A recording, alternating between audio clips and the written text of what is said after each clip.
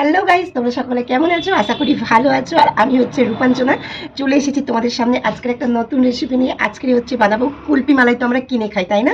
আমরা কুলপি মালাই সবসময় কিনে খাই, কিন্তু ঘরে কুলপি মালাই বানাবো। এই যে আম আর হচ্ছে 1 প্যাকেট দুধ দিয়ে, খুব কম উপকরণ দিয়ে সুন্দর একটা কুলপি মালাই আমি ঘরে বানিয়ে নেব। সেটাই তোমাদের সাথে আজকের শেয়ার করবো। ভিডিওটা পুরোটাই দেখতে থাকো, একটুও কিন্তু স্কিপ করো না। আর এটা অনেক সহজভাবে বানিয়ে নেওয়া যায়, ভীষণ টেস্টি একটা কুলপি মালাই হয়। তা চলো, প্রথমে আমগুলো আমি সুন্দর করে ধুয়ে নিয়েছি। তারপরে আমের এই যে মুখটা আমি কেটে এক সাইডে রেখে দেবো, এটা কিন্তু ফেলবো না।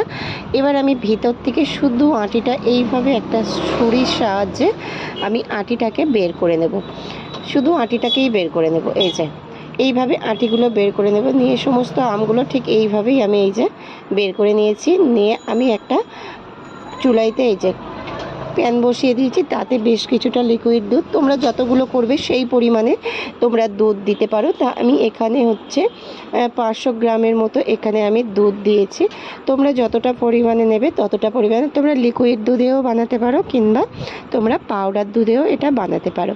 তা আমি লিকুইড দুধ নিয়েছি, প্লাস কিছুটা পাউডার দুধও দিয়েছি, যাতে সুন্দর একটা টেস্ট আসে। পাউডার দুধের এমনিতেই তোমরা জানো সুন্দর একটা টেস্ট। তার সাথে আমি 1 কাপের 4 ভাগ, 1 কাপ চিনিকে 4 ভাগ করে তার 1 ভাগ দিয়েছি। আর একটু এলাচ এইতে গুঁড়ো করে দিয়েছি। তোমরা যতটা পরিমাণে মিষ্টি খাবে ততটা পরিমাণে দেবে। আর তারপরে আমি এতে দিয়ে দিলাম অল্প একটু কাজু বাদাম।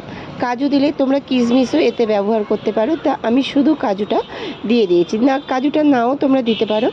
আমি এটাকে ভালো করে এইভাবে ঘন করে জাল দিয়ে নিয়েছি। নিয়ে আমি এইভাবে দুটো কাপের ওপরে আমটা রেখে এর ভিতরে আমি কিন্তু এই যে দিয়ে দেব, এটাকে পুরো ভরাট করে দেব। এইভাবে দুটোকে দেখো ভরিয়ে নিয়েছি। এবার ওই যে আমের মুখটা ছিল, এই আমের মুখগুলো আমি এইভাবে চাপা দিয়ে দেব। দেখো পুরো আমার এই যে এইভাবে আমি এটা চাপা দিয়ে দিয়েছি। এবার আমি এটাকে ফ্রিজের মধ্যে 8 থেকে 10 ঘন্টা রেখে দেব। দেখো 8 থেকে 10 ঘন্টা ফ্রিজের মধ্যে রাখার পরে একদম শক্ত সুন্দর একটা স্মেল একদম চলে এসেছে, দারুণ সেন্ট বার হচ্ছে। তোমরা বন্ধুরা একবার হলেও কিন্তু এটাকে বানিয়ে খেয়ে দেখো। তারপরে আমি এইভাবে একটা ছেলার দিয়ে খোসাটাকে ছিলে নেব।